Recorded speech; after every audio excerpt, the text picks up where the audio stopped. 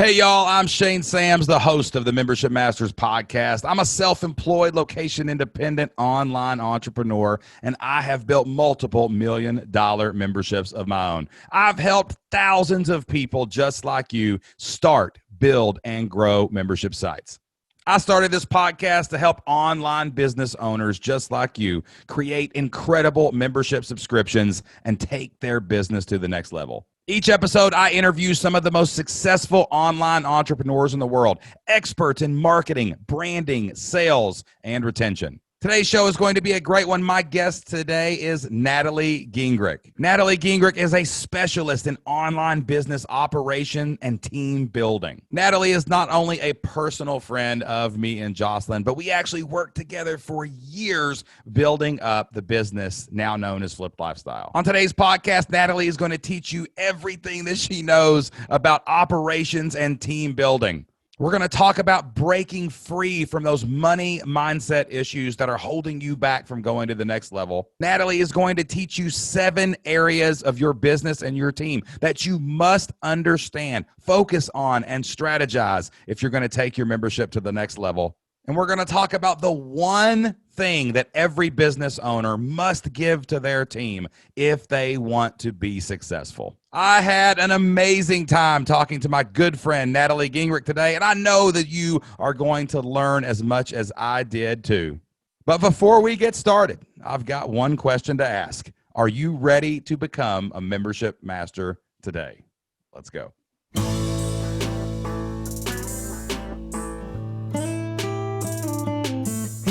Welcome to the Membership Masters podcast, brought to you by membershipmasters.com. This is the podcast where we teach you how to get and keep more members every single month. I've helped thousands of people start, build, and grow memberships, and I interview some of the biggest membership owners anywhere online. My goal is to help you build $1 million membership of your own. Brick by brick, let's do it together. Come on. Hi, Natalie Gingrich. How are you doing? Hello. I am awesome. We've been practicing your name because in Appalachia, it's like Appalachia. There's a ch. If I see a ch, I'm going to say a ch. It's not going to be a k. You know what I mean? We're both from the country, so we've got some good, some good syntax going on over here. In our circles too, like I just call you Nat G. So that's all we call you anyway. Yeah. So that's just how it works. How are you doing? I'm awesome. We have not been on the same like Zoom call in a while. We've not talked in a while.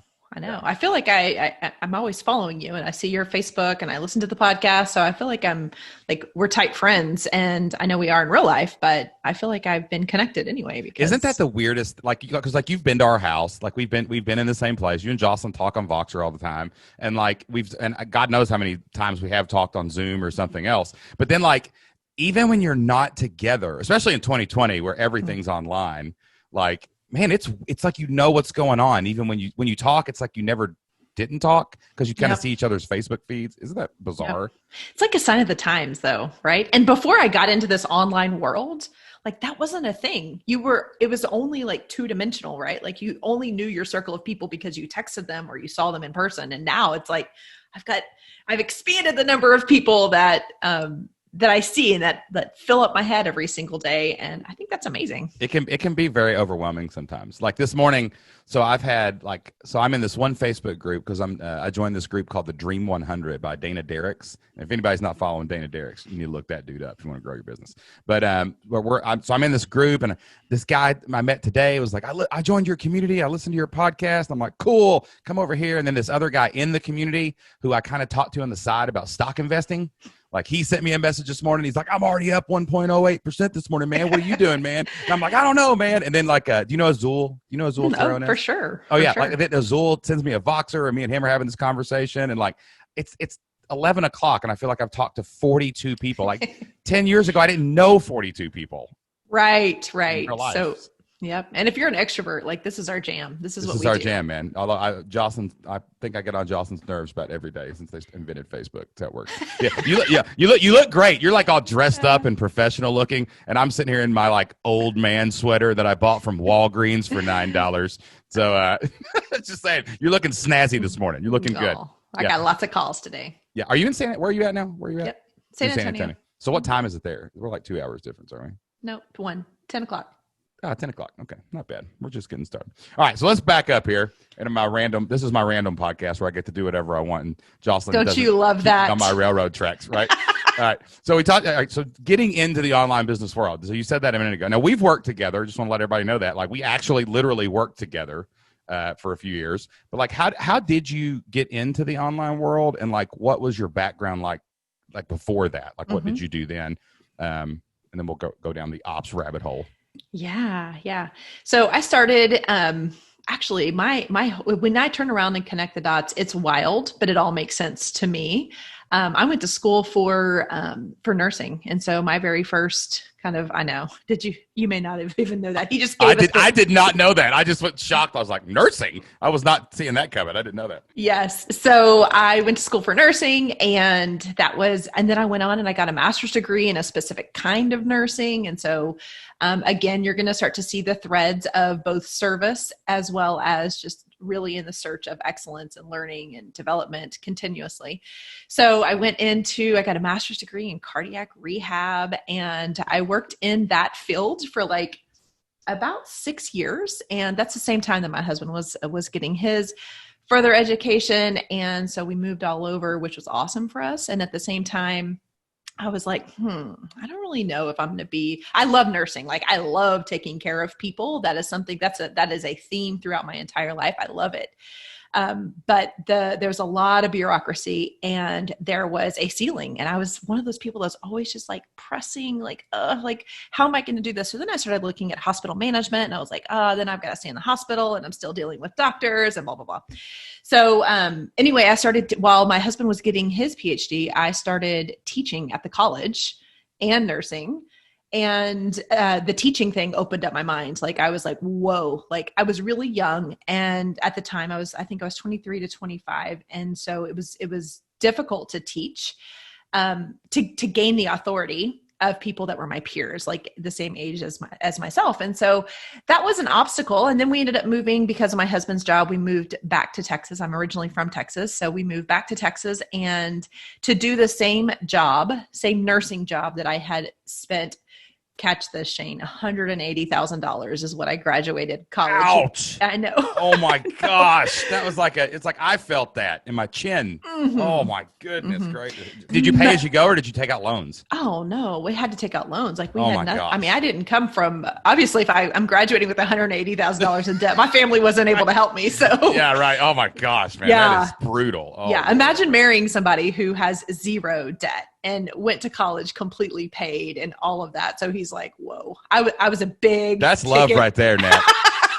Hey, listen, you better hang on to that one. Yes. You know what I'm saying? Like if he's willing to take that cross with you, I mean, here, I'll get the other side, baby. Let's go. I mean, wow, that is indeed massive love. But anyway, so when we moved back to Texas, I was like, I'm going to do the same thing. Like I had gone through the path and I had been, my whole life I was raised to be different. And I was the first college educated person in our family.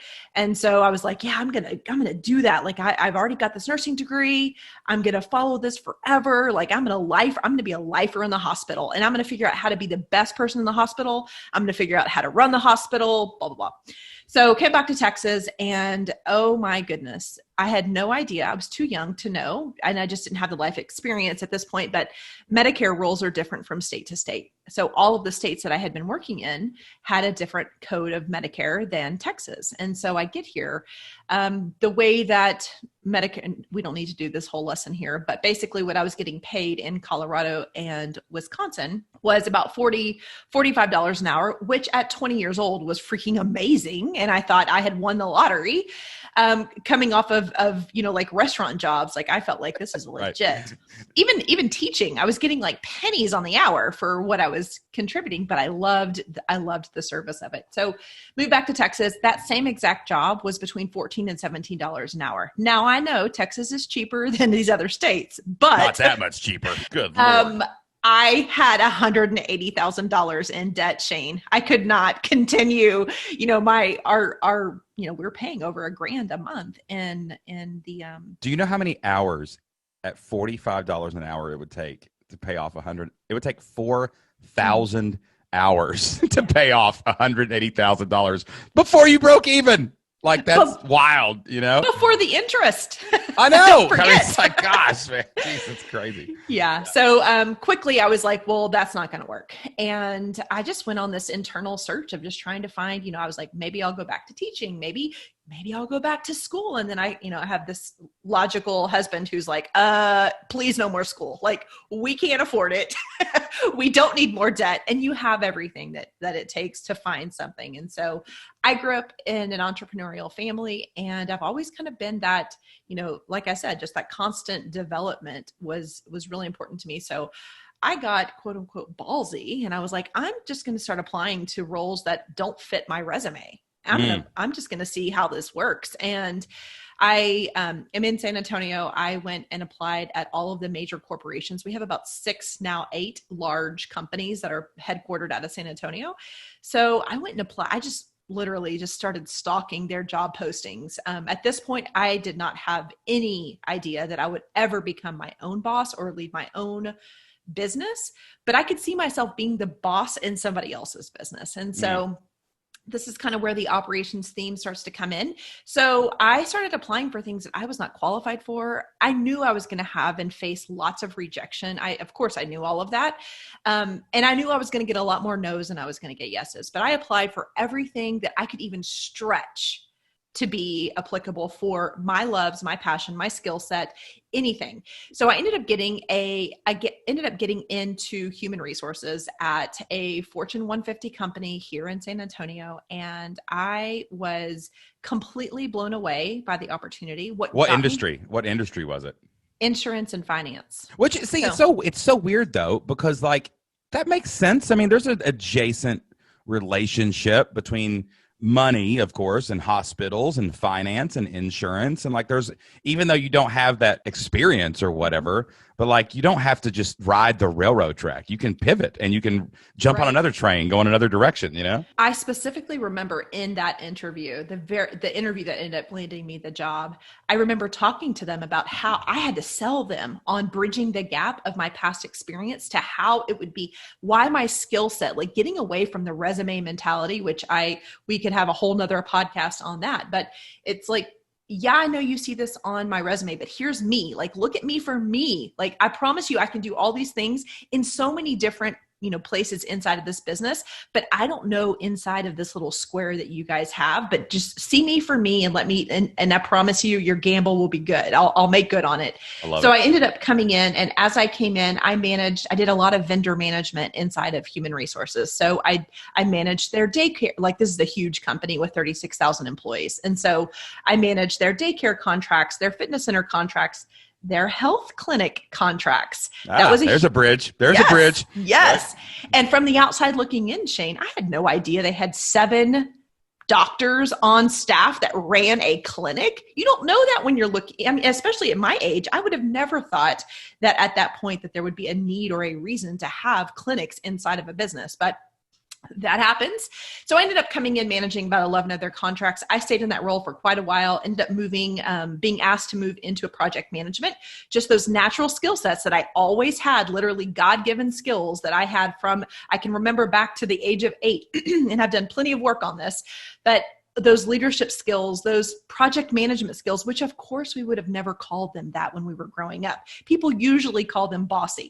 They don't call them or type A or anal or detailed. Those are the things, those are the patterns and the comments that people had made to me forever that sometimes I kind of hid behind because they don't seem like that fun, outgoing person that I kind of thought I wanted to be. And of course I've got part of that, but the real skills that God gave me, I was finding that I was leveraging those day after day after day. And then somebody validated it and said, we're going to give you a promotion. We're going to have you come into project management and we're going to have you lead IT projects, HR projects, and I'm thinking at the time, I am not qualified to do this. I have no degree. I have no degree in this.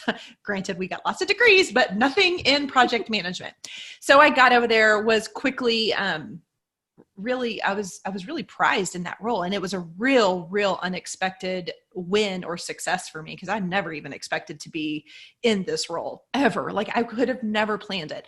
Gave me tons of exposure, tons of experience in the actual day-to-day management, managing people, which I knew I was good at, but I had never formally done it. So I got to get paid to refine a lot of these God-given skills, which then once I was in my zone, and you know this, once you get in your zone, the best parts of you just shine really quick. So before we knew it, the CEO had asked me to come in as his chief of staff. And I spent the last 3 years in a 15-year career really being his chief of staff. So that was an incredible journey. I leave corporate.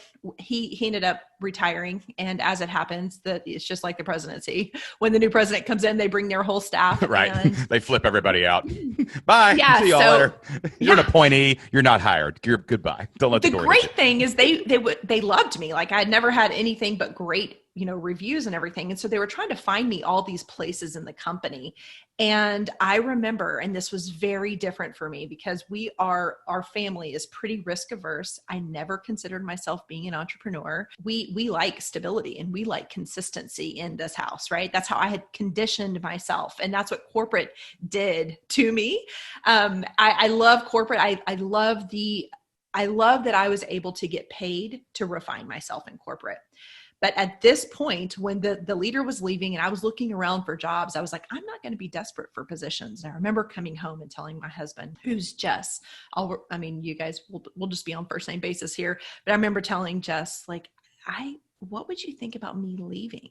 And he's thinking, you're leaving a 6-figure job. You cannot be doing that. We go back to our old roots and our old patterns of, we've got money mindsets, man, take over. Yeah, it crushes you if you're not careful. Yes. Right. And we start, the same thing that I think a lot of us default to when we're in that state of, okay, now we're going to write the bills out. Now we're going to write our income out. And then you do the math and you're like, Nat, you're stuck there. I'm sorry, you can't leave. And so I remember thinking, this is our time. My kids are 9 and 6. We are paying someone almost $20,000 a year to run them around, to be the fill-in mom for them. And I just had a breakthrough after a breakdown. I remember thinking, this is not the life that I wanted. And it's certainly not the life that we dreamt of. And so anyway, long story, we ended up taking a big turn. And just fully believing in me. I mean, he believed in me. I believed in myself. And I had no idea what the next chapter looked like. At this point, I had no idea that online business was a real thing. Oh, yeah. And like when you get to the edge of the cliff, I read a great quote this morning. I was reading, I got this awesome book. It's by Steve Seibold. It's called How Rich People Think. And it's the same thing. Just like Joss and I grew up, you know how we grew up. I mean, we grew up in Kentucky. And we were middle class. I mean, we were below middle class. We were making I was making $38,000 a year before I quit my job. And but I read this thing that said most people have all the desire they need. It's the belief they are lacking. But even that's not your fault. Like you don't know what you don't know. Like you didn't know. Can I apply for another job that's not in my degree? Like, do you know how many people I know in our space that are doing nothing? Nothing. I have a political science and history degree. I don't do that. But all those skills led to this place. And it's funny, even all those skills that you had and all those things that you found through this life experience added up to the moment where you're like, yeah, I can do the next thing because of all the skills and all the God-given experiences that I've accumulated through these other streets or roads or whatever you want to call them. They add up to the ability to do the next thing if you'll just go do it. Right. Like you're not going to do it right, but you can just go do it, And I think just being successful because I was using my skill set, regardless of how I was, which department or which leader I had or which industry I was in, and I still believe this. And I would tell all of our listeners or all of your listeners today that the truth is, if you can work in your zone, you will shine. Yeah. Exactly. You may have to learn and adapt, but if you can work with your talents, with your real skills, they're going to be recognized. And if I would have never been recognized, I wouldn't have had the confidence or the belief to take that next step. And so I ended up leaving corporate. really under the premise of legacy. This next phase of my life is going to be really focused on legacy. I've got 2 kids. These kids deserve all of me, but that doesn't mean that I have to sacrifice any of me. So I literally, we changed our entire lives, and we started looking at everything from a values perspective, all of us, my kids included, who are young, but I am so grateful to have spent these last 5 years with them developing their mindset around values. I mean, we were talking politics on the way to school this morning. I said, everything comes through your value set. What is your values? And you need to make independent decisions, whether it's on the football field or whether it's, talking to your friends about politics, which I don't want you to do, kid. You're way too young and you don't know enough, but yeah, right. You whatever. Don't get to have an opinion. You can formulate your opinion as we go along, but you don't get to have an opinion. I'm sorry. I'm so glad that I was almost let Isaac watch the debate the other day because he's old enough. And I was like, at the last second, I was like, we're going to pass this one up. Let's wait till next year before you watch your first debate. And I'm glad I did because it was such a train wreck. And I'm not saying nobody knows my politics. I've never talked about them on the show, but man, I'm just so glad that I sent Isaac to bed that night because it was not good. I don't know what was worse, being at baseball and missing the debate or just catching up to it. No, you did. Afterwards. You're good. You're good. I promise you didn't miss anything, right? So after you left corporate, so this is kind of like, what year was that? Was it 2015? Okay, so this is kind of like about when we meet, really. Like you start like a little bit after that. So so you go into this. You're taking the ops world, which is operations, human resources, keeping the trains running on time, all that stuff, right? You bring that into this virtual space, and you realize, hey, there's a real need for this for entrepreneurs, like a virtual COO almost, like someone who can come in because this is the hardest thing I've had to learn being on my own is operations, like how to manage your people, which we were a disaster in the first 3 years, which you got to witness firsthand. And then later on, we kind of got better at it. But this is a struggle because most entrepreneurs that I meet are super idea driven, vision driven, and they've got these solutions to problems that literally no one else could ever come up with. And and even in the service area, like deliverables, like entrepreneurs are really good at the vision and they're usually really good at the deliverable, but they suck at everything in between, right? And it hurts. It causes your business to suffer when you do that. So how did you transition into that ops world, like to the virtual kind of COO thing? Where did you come up with that idea? And like where did that emerge from basically after you left corporate, The whole theme of helping people. Like I had come into my very first business was called the More Mom Movement. And I was really going to save all the working women of America, right? Like that was my mission. I was going to help these chicks to see. Give me my cape. I'm ready, ladies. Yes. Olivia Pope this right up, right? So I started that, quickly learned that kind of leadership out of me at that moment was not going to earn us a 6-figure income. And it was going to be much more challenging because I just set it all up all wrong. It was my first foray into running my own business. And it quickly became a passion project as I was creating and making relationships and friendships. While trying to set that up, what I saw was people were coming to me, or I was naturally giving them business advice on operations. And I will never forget this one gal she's an influencer, but at the time we were kind of both growing, and she was far ahead of me, 3 years ahead of me, which in internet years is about 30. So she was ahead of me, and she came to me and she said, "Can you just project manage all of my business?" And I said, "Sure." Like I did that in corporate. Like, you guys need that in the small business space too? She's like, and then she explains to me this is where rocket fuel kind of comes into my life and really transforms how I see myself fitting in, using the same skills, but fitting into this next version of me. So I did that for her. And what I saw was service, HR, project management. Everything I was doing for the leader of a Fortune 150 company was absolutely needed and present in this space. At that point, Shane, I was working with a bunch of 5-figure business owners, which is a definite part of this journey, but they didn't need me in the same capacity that Fortune 150 CEO needed me. So I started looking and really just doing some inner work and looking at the dynamics and how I could parallel corporate to the small business space, still have a ton of freedom, a ton of autonomy, a ton of those things that were really cool and important and impressive to me at that moment. So I did exactly that. I started looking outside. First, I was project management. Then I was like, you know what? My gift is in people. Like, I need to make sure that I'm pulling in people and projects.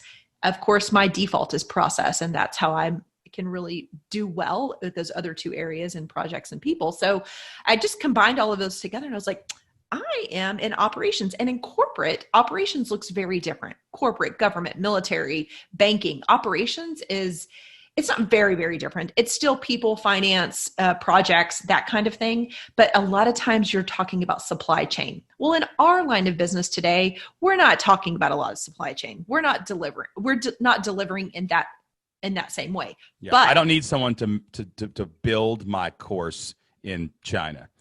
Like I don't, or I don't need raw materials from the Saharan desert. Yes. I don't know what that would be, but like to build my training program. Right. I mean, we don't need Amazon to actually show up with your course. Right. We can do it in a different way. So anyway, I started just diving in. I'm a fact finder, and I got really nerdy and really inquisitive and curious about how you guys were doing business. And you guys were one of those first kind of test cases for me. So I apologize for that, having to deal with that. Way. Because although it might've been really good, because we were such a hot mess at the time when it comes to this thing, because like one of the things, Joss and I always laugh because you know this sounds so stupid when I say this out loud, and I don't mean to sound any kind of ego here, but like honestly, Joss and I have never had a problem making money. Like we had one little hiccup at the very beginning where we were like, oh crap, we didn't make money this month very well, and then we just fixed it, and it was like over. So money's not the problem, but when the second.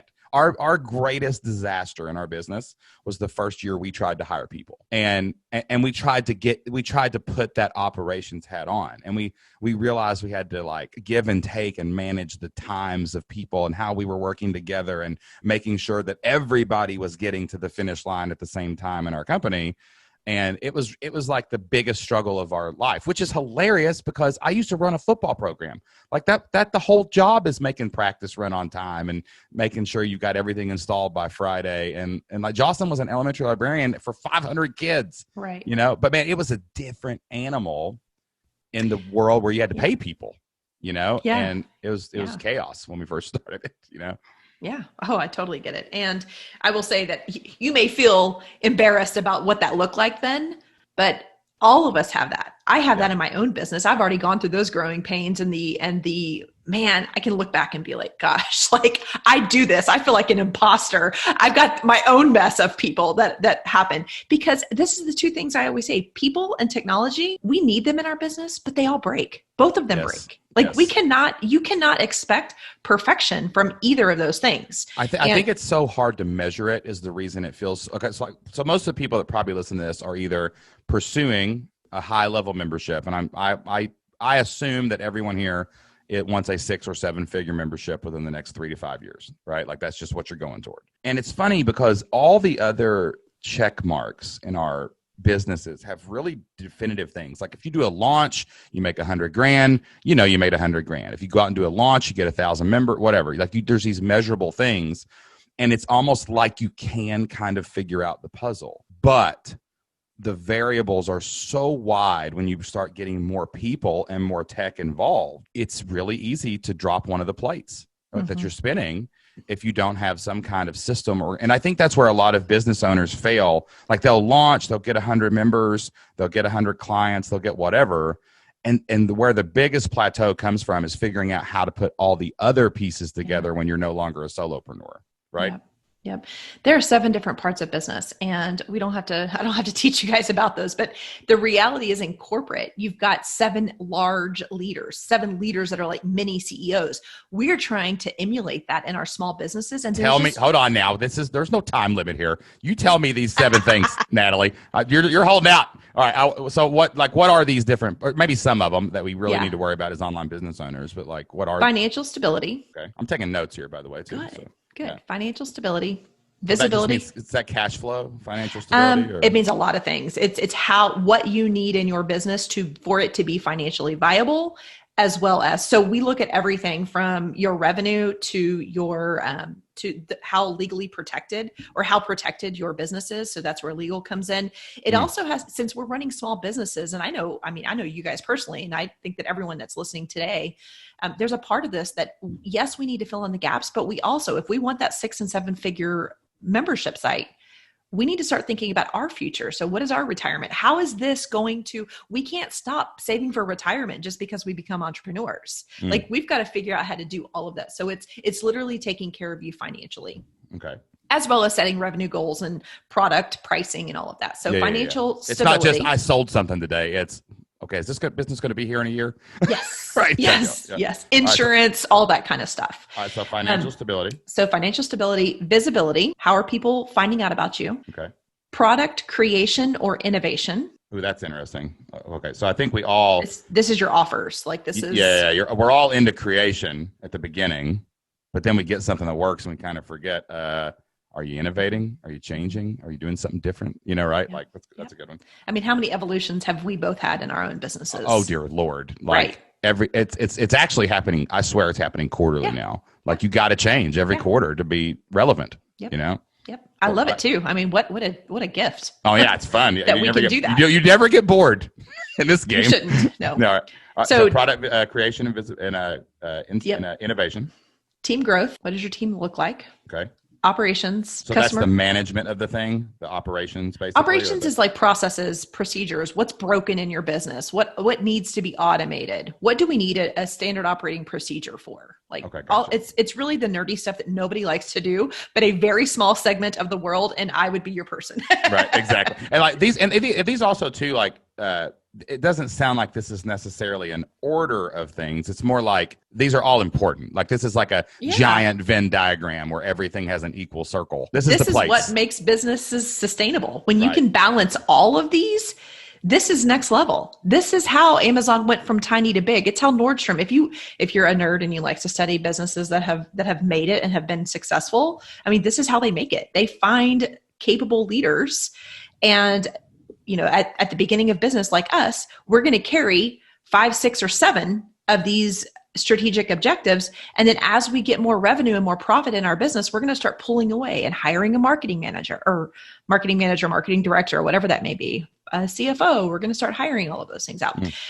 Team growth, operational efficiencies, customer client experience, personal and professional growth. That's fascinating. Like I'm looking at this as I was writing them down. I love this podcast because I get to learn so much in real time, and I get to just I almost feel like I cheat sometimes because I get to talk to so many cool people. Like I get all this like firsthand information. But like I was kind of checking. Like I think we've got about 4 of these off of our plate, right? Like we're starting to turn over like definitely customer experience. That's like. I mean, I'm involved in the vision of it, but I have a director of customer experience. Like I've got someone that does that for me now, right? Like visibility, I'm starting to let go of and become more of the tool for that. But I feel like other people are starting to swing the hammer, right? Yep. I'm the hammer still. I'm the one showing up on a podcast. I'm the one getting on a stage. I'm the one doing things. But I can feel us letting go of these. But what's cool is I also see. Wait, I think there's a plan in place to totally let go of all these things. Like you said, like leadership, like that's kind of my goal at this phase of the business is to let go of all these things, right? Like even the visibility and stuff. Yep. And like the personal and professional development, like I'm so glad that was one of them. Like I learned something amazing this year in our business that made me, I think, a better leader. I realized that everyone on my team, we got we have 4 full-time W-2 people now, right? I realized that's amazing, by the way. Congratulations. I can't believe it that it works sometimes. Like it's because it was so hard to get to that point. I mean, we went through 30 people in the last 3 years of all our fault, disastrous leadership, right? Stop saying that. No, I like the disaster. I love disasters. When you get tackled for a 3-yard loss, the play doesn't work, right? That's how you know what to call next, right? So I love it. I'm all for it, man. But like the professional development's fascinating because I realized this year, if I make our employees spend 20% of their time on learning, I don't have to learn anything in that. Yep. Like I buying courses and books for our people in their area. Yep. And I can see all these areas magnify what we're doing in the membership model, which is simple, right? You know what? That 20% that you're giving them time to do, of course, they're going to learn their discipline. They're going to be experts in their domain, which makes them better intrapreneurs for your business. Oh, that's a good word. Intrapreneurs, like people. Yeah, that's what we want to hire. That's exactly what I hire for is making sure that this person is as invested. I mean, they're never going to match you, and we cannot have that expectation. But I want to make sure that they are all in on the ops authority or whatever it is that we're leading, so that their attention is on me. They're thinking about this business. They don't have 7 other businesses that they're thinking of. And you have to work to get to this point, because none of us, I mean, I know you, I know me, I know all of the peers I've worked with that I've partnered with over time. I mean, we couldn't go all in on anybody. We couldn't afford full time. No, Lord, no. So anyway, but that's the ultimate goal, is getting you an intrapreneur. So as you're doing that and they are becoming experts in their domain, which of course you reap, the business reaps the reward, you, Shane, get to focus additional attention on leadership, on connections, on creating content, the things that only a CEO can do, because you most deeply feel that mission. You know where you are headed, and all of those activities are what is going to get you there. But by getting all that stuff, which is somebody's passion, somebody loves marketing in this world that cannot wait, that attaches to your mission, that cannot wait to be in this business and to make a huge difference. And so, so we got financial stability, visibility, creation and innovation, team growth, which is, I want to talk more about that for sure. Operation and SOPs, which is kind of an extension of that. But it's funny, we think the team growth part is where the SOPs and all that lives. But no, you got to have somebody doing that, basically. Because even letting your people make SOPs is almost a disaster. You need someone coming in and going, tell me how to do that. I'll go make the SOP. Let's figure it out. Customer experience and personal and professional development. So that's 7 categories. Now, let's say that I'm an entrepreneur. Okay, so I've got, I don't know, let's say I'm a 6-figure membership owner. Okay. I'm making $8,333 a month. I got 100 members paying me $83.30, right? I am making over $100,000 a year, right? Look, there I am. So I think that's probably, that 60 to 100 grand mark is where you start really feeling like, okay, I need something different. If I want to build $1 million membership, I'm going to need some help here. Like on this chart, where do you think, like, where do we go as entrepreneurs, or where do you coach people to go? In that place? Do you go straight to operations and try to bring up a leader? Do you take care of customer experience? Like what do you think the first 3 of these really are for the entrepreneur? So the part of our exercise is educating people on what these 7 objectives are. And the next thing is prioritizing them. And there are, just like you're saying, different bands of business, different times in your business. I can almost predict what the ranking is going to be and how you would prioritize those. But almost across the board, until you get to like the 7-figure mark, you're pretty much looking, I mean, financials always stay number 1. It's unless you're independently wealthy and you're doing, you're following more of a passion project or a give back project, financials are almost, I mean, I've probably seen 2 people in the last 5 years who would put financials less than number 1. So financials, visibility, product creation, those are your top 3. And then operations is usually number 4. But to get to really dial into your question, there is not one, this is not cookie cutter. No one's business is cookie cutter. I can't tell you that you need to hire a virtual assistant first or a marketing person first. Every single thing is 100% custom, and it should be custom to you. Because it does change, like you just said. Like I'm looking at this list, and I'm like, yeah, that was definitely what we were at like 4 years ago.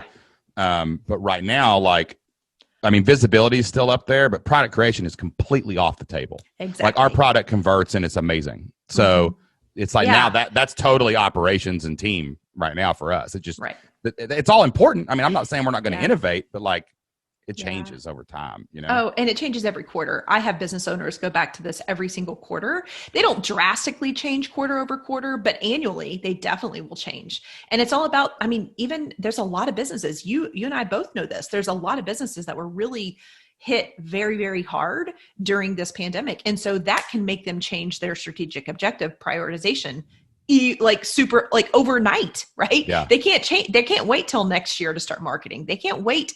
They can't wait to change their teams until next year. They've got to do it right now. So I'm always pulling people back to this.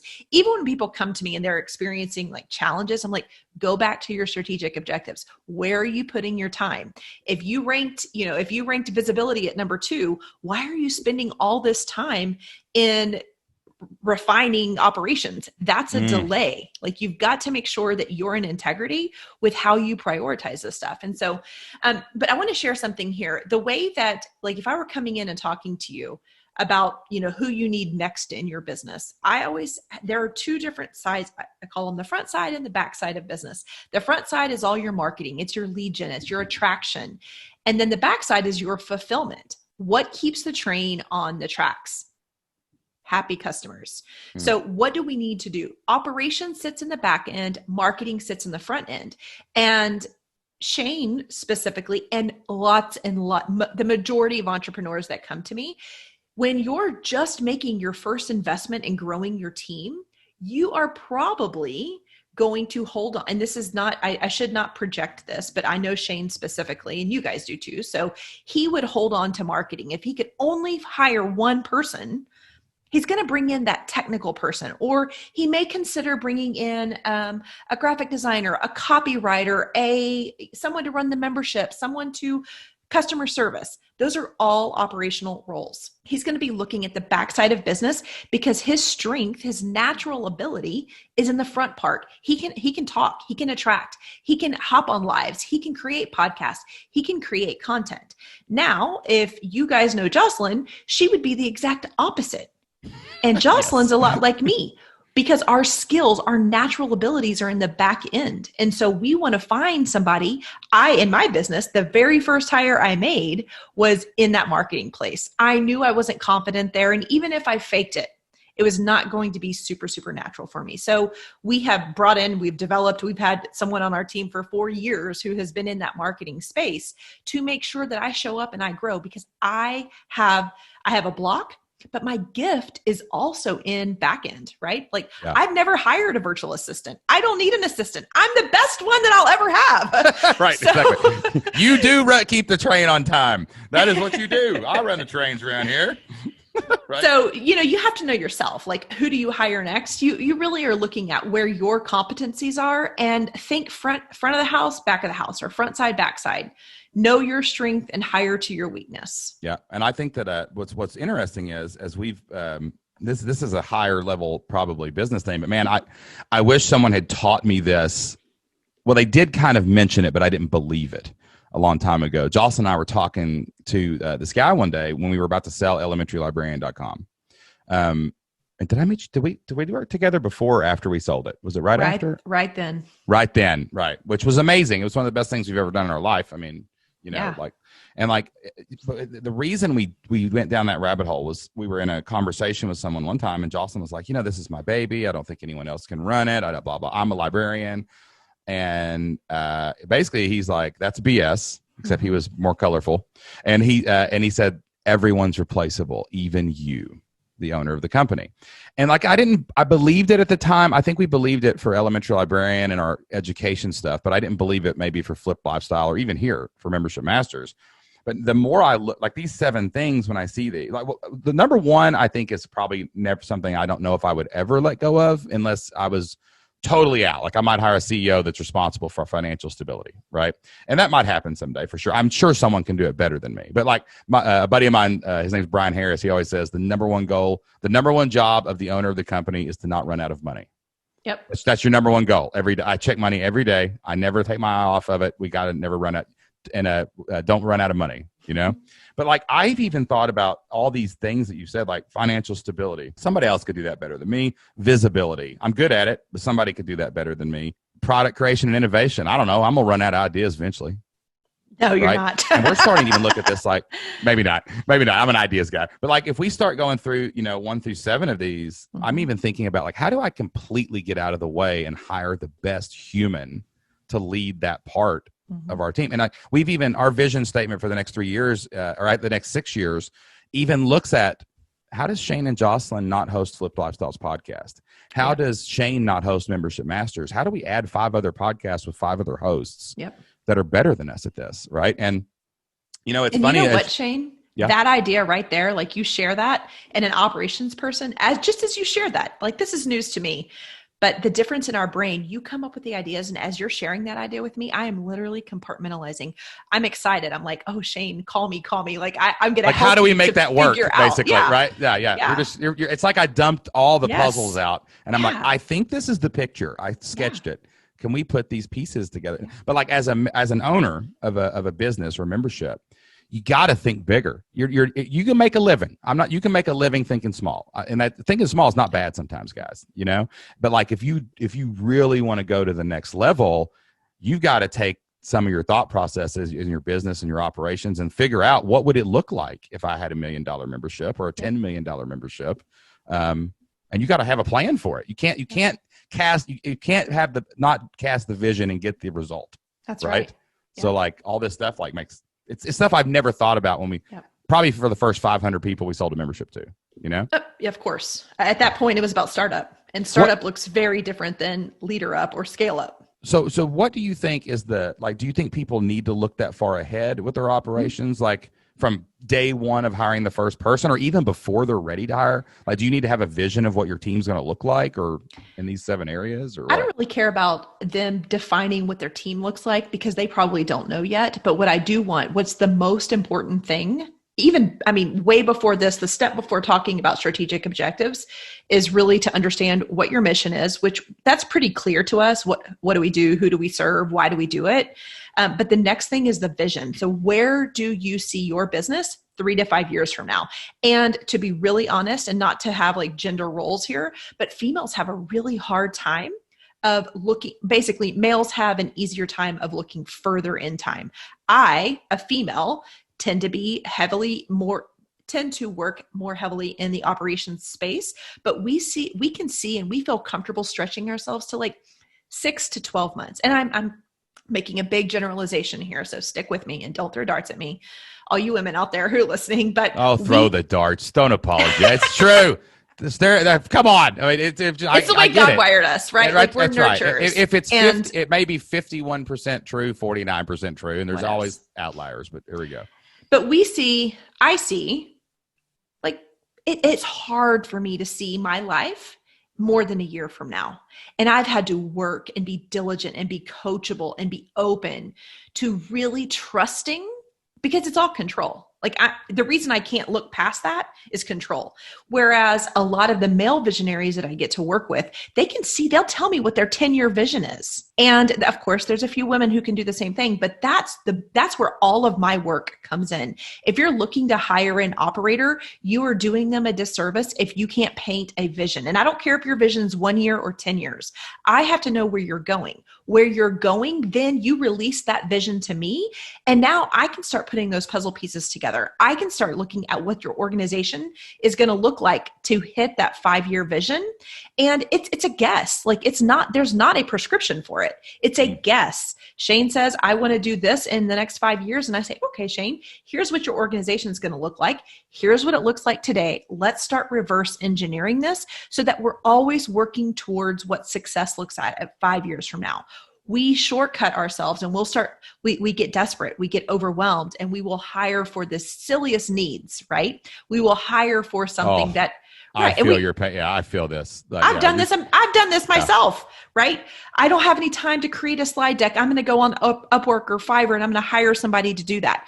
Whereas if I would have put that time into hiring a marketing person who can fully support me, who understands my vision, there would be less revision. I'm just using one silly example, but there would be less revisions on that slide deck. That it would be, hello, what about being proactive and expecting and anticipating that I'm going to need that deck? And so I think we really short-sight ourselves. But if you don't have a vision, if this is the only thing you take away from this conversation today, get yourself a solid vision. And that vision can take some time.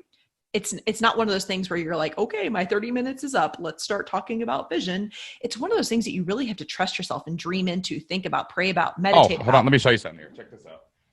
Hold on. We don't edit this podcast. All right. You see this book? If you're watching this on YouTube, I'm holding up a book that says Flip Lifestyle on the front of it. Okay. All right. So check this out. So when we hired the core of our team, actually, when the pandemic hit and everybody started laying everybody off, I was only going to hire 1 or 2 people. And I was like, let's just hire 3 people right now, because there's got to be people out there begging for a job there's the quality of the talent market exploded when everybody got laid off. Right. Mm-hmm. So we were like, let's hire everybody. Forget it. So glad y'all did that too. Yeah, for sure. I am too, because we got some gems. But so what I did was, at the same time, I started writing down our vision, and I hand wrote it on an entire notebook. Yep. And then I typed it out, and then the first 3 months was very operational. But then when I handed the vision to our people at our first quarterly meeting, everything clicked. Capacity appeared in our schedule. In the second meeting, we read the vision now every quarter out loud. I read it out loud, word for word. And it's just like, okay, here's what we're doing this quarter, to make that happen. So to kind of close that up, if you create that vision and you hold it to yourself, it creates expectation for you. Oh, yeah. You create it, you solidify it, and you share it. That's how you create autonomy in your people. They know where you're headed, and that's what they're responsible for. And that's when they become the entrepreneur, where they know what they're doing. They know what they're doing every day. Okay. So that was brilliant, because this is I didn't even believe you when we were working together, but I didn't. I swear I didn't. But this is the difference in going to the $1 million membership level, are these 7 things that we talked about today. And if you don't go down these rabbit holes and you don't stop thinking about, you're not just standing on a corner selling hot dogs, people. I know you sell a thing to people, but if you want to go to the next level, you're going to have to do stuff like this. So Natalie, I love you. You're I know you've got 1,000 other things to do today, but I appreciate you for coming on here and talking to me for a little while. Tell everybody a little bit about what you do and where they can learn more about you online. Yeah. So all of these things that I shared with you guys, I was sharing with all these entrepreneurs. And before you knew it, I got opportunities to speak on stages and whatnot. And then my visibility expanded. People were coming to me saying, I need a Natalie. What do I do? How do I find you? How do I find people like you? And so I spent 1 year of just being fully into myself, really trying to understand what made me different in the online space. I was not that different in the corporate space, but this was a real big gap in the space that I'm in today, which is leveraging digital marketing to run a business, and which is exactly what you're doing if you're selling a membership. So I started really figuring out what it was, how I was creating impact and a difference in these businesses. And I created my own product of a certification. So we certify and train and mentor operations experts. They come to us with these exact same gifts. You don't need a resume. You need to have your God-given skill sets, and you can have corporate experience. You can have non-corporate experience. You can be a business owner or whatever it is. But we have some specific criteria, some application that we use in our application process to make sure that we're getting the right people in. So we take them through a 6-month journey of giving them tools and frameworks to be able to do and to amplify the businesses that they're currently working in, to be more strategic, to follow the same content that we talked about today, the 7 strategic objectives, understanding your mission and your vision. And then we break it down into your processes, your projects, your financials, your HR. A lot of people come to me with one of those disciplines or a couple of those disciplines, but I'm helping them to round it out, to create a full package so that they can either come into a business as an entrepreneur, getting more of that, more of a lifestyle business, which we could not do in corporate, looking more for a little bit more financial freedom, creating really good, impactful relationships. And then I've also got, about 50% of the folks who have come through the program are business owners, and they want to have multiple clients. And so I'm here to help them get those skills to up-level who they are as a person so that they can serve and make a bigger impact. I fought so heavily in just serving my 4 or 5 clients at a time. And it really took me stretching and believing and doing a lot of inner work to understand that I could make such a much bigger impact in teaching and coaching, because a lot of us have these skills. So today we have the Director of Operations certification program, and that's where the majority of my effort goes into, besides hiring for businesses like yours. So do you think this would be a good thing to this education initiative we have, wouldn't this be a great thing? So here's what I suck at: operations. I should not hire an operator and teach them how to do anything, but like I could definitely see putting our operations, like when I hire the COO type person full time, they need to go through this so we're on the same page, right? Yeah, about 27, not to be exact, but 27% of our students are currently full-time in a business or currently in a business serving in some capacity. Sending them through that. They're employer sponsored. Love it. Yeah. I love it. So if this is something that's interesting to you, you can go to directorofops.com. You can also find us anywhere on any social channel at The Ops Authority. And I'd love to continue this conversation. Hey, y'all, that's all the time that we have for today's Membership Masters podcast. Thank you so much for listening. If we can help you chase your online dream, we would love to do that over in the Flip Your Life community. That's where we help real people find and use their God-given talents to start, build, and grow an online business of their own. All you need is 100 people to pay you $50 a month to make $60,000 a year. Or if you want to dream big, all you need is 1,000 people to pay you $85 and you're going to make $1 million. But all of it starts with one simple step, and that's joining the Flip Your Life community. We have all the training, coaching, leadership, and community that you need to take your online business to the next level. All new members of the Flip Your Life community can join for 30 days for free. Just go to flippedlifestyle.com/free. That's FLIPPED lifestyle.com/free and start your 30-day trial today. That's all the time we have for this week's show. We'll see you next time.